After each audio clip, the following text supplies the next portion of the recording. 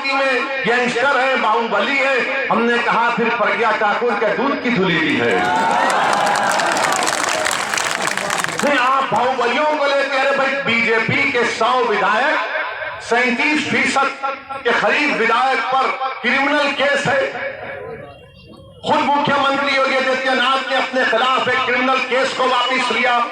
एक में प्रोसिक्यूशन की इजाजत नहीं दी और मुजफ्फरनगर का फसाद होता है जिसमें 50,000 मुसलमान और दूसरे हमारे भाई बेघर हो गए। 70 केसेस योगी सरकार वापस लेती है, उस पर कोई आवाज नहीं उठाता।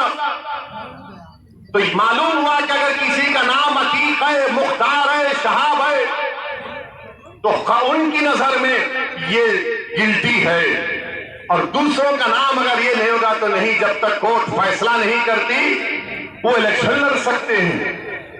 ये इनका इंसाफ है। मेरे अजीज दोस्तों और बुजुर्गों, मैं आपसे अपील करने आया हूं कि पिछले असेंबली के चुनाव में संभल की असेंबली सीट पर आपने 60,000 वोट मजलिस को दिए, और मुझे यकीन है कि इंशाअल्लाह ताला पहले से ज्यादा आज मजलिस मजबूत है। और मुझे यकीन है कि संभल से मजलिस इत्तेहादुल मुस्लिमीन का एक यहां से हमारा उम्मीदवार जरूर विधायक बनकर जाएगा, आपकी दुआओं से और आपकी वोट से। मेरे अजीज दोस्तों और बुजुर्गों, फिर ये सवाल करते हैं कि असदुद्दीन ओवैसी अपनी तकरीर में ज्यादा बीजेपी को नहीं बोलता है। पार्लियामेंट की हर तकरीर उठाकर देख लो आप, सबसे ज्यादा अगर कोई बोलता है बीजेपी के खिलाफ 5 मिनट में, तो मोदी और योगी और बीजेपी आरएसएस के खिलाफ असदुद्दीन ओवैसी बोलता है। और आप क्या करते हैं? आप क्या करते हैं? अनलॉफुल एक्टिविटीज प्रिवेंशन का कानून वो अमित शाह पार्लियामेंट में लाते हैं, तो सपा और कांग्रेस मिलकर अमित शाह के हक में वोट देते हैं। कौन मुखालिफत करता है? असदुद्दीन ओवैसी उसकी मुखालिफत करता है। CAA का कानून पार्लियामेंट में लाया गया, किसने बीजेपी के 300 MP के सामने कहा कि कानून भारत के संविधान के खिलाफ है।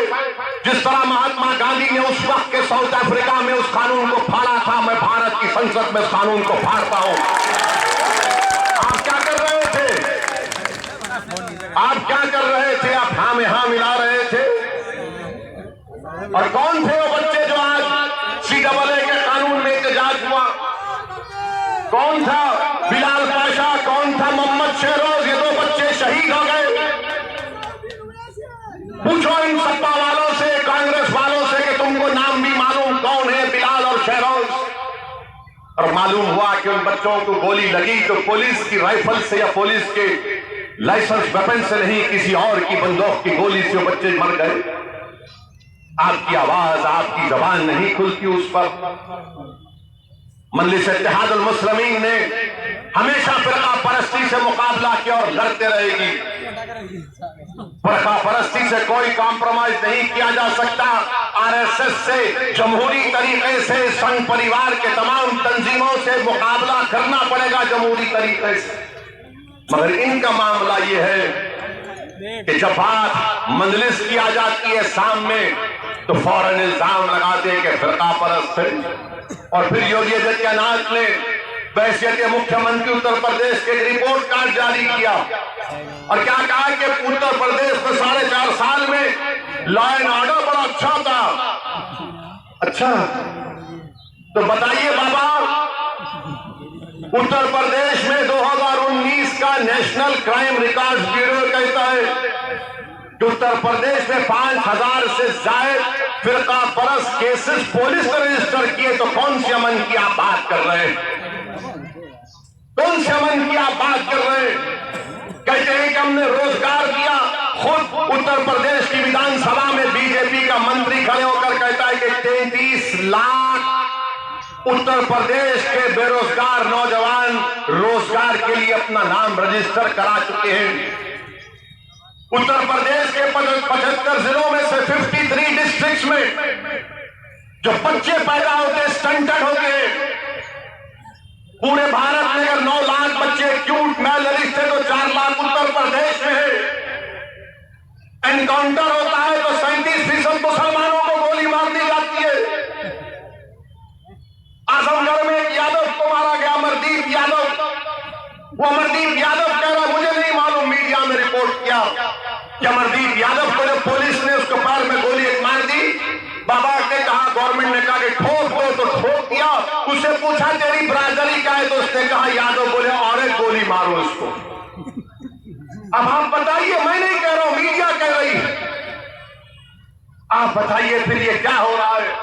बीजेपी के राज में क्या हो रहा है? उत्तर प्रदेश में कोविड की दूसरी लहर आई, तो कोविड की दूसरी लहर में गंगा पर लोगों की, आवाम की, जनता की लाशें बह रही थी, इसलिए कि योगी सरकार ने उनको ऑक्सीजन नहीं दिया, अस्पताल में दवाएं नहीं मिली, अंतिम संस्कार करने के लिए लकड़ी नहीं मिली, तदफीन के लिए जमीन नहीं मिली, तो नदी के किनारे कुत्ते उन लाशों को दोस्त दोस्त कर खा रहे थे। और योगी आदित्यनाथ कहते हैं कि हमने 4.5 साल में सब कुछ कर दिया। क्या लोग भूल गए कि कोविड की दूसरी वेव में कितने लोग मरे?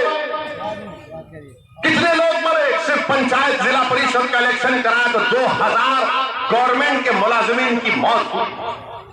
मेरे अजीज दोस्तों और बुजुर्गों, मेरी आपसे गुजारिश है कि इन बातों पर गौर करिए। उस बात संभल की आती है तो संभल में आप जानते हैं कि यहां पर हमारे वकील भाइयों ने कहा कि हमको एक सेशन कोर्ट की जरूरत है संभल में। मैं उसकी तारीफ करता हूं कि संभल की विधानसभा में एक सेशन कोर्ट की जरूरत है। यहां पर हमारे किसान भाई आलू की पैदावार करते हैं, कोई योगी ने गवर्नमेंट स्कीम क्यों नहीं लाई? लाना चाहिए था। मंजलिस इसका मुतालबा करती है। और फिर कितने लोगों को वैक्सीन लगा पूरे संभल में? 2 डोज कितनों को? खाली 4.8% लोगों को लगा।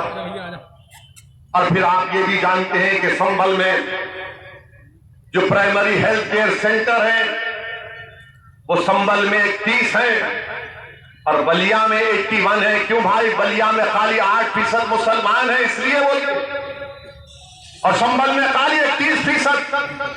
आप मुख्यमंत्री से पूछेंगे कि बलिया में 6% मुसलमान और वहां पर 81 प्राइमरी हेल्थ केयर सेंटर और संभल में 31, तो मुख्यमंत्री बोलेंगे अब्बा जान वहां कम है इसलिए कम लगाए, वहां ज्यादा लगाए, यहां ज्यादा है यहां पर कम लगाए। हर चीज का जवाब।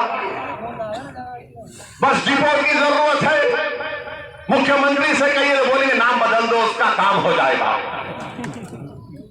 बारिश होती है तो पूरे संभल में पानी जमा हो जाता, ड्रेनेज लाइन की जरूरत है।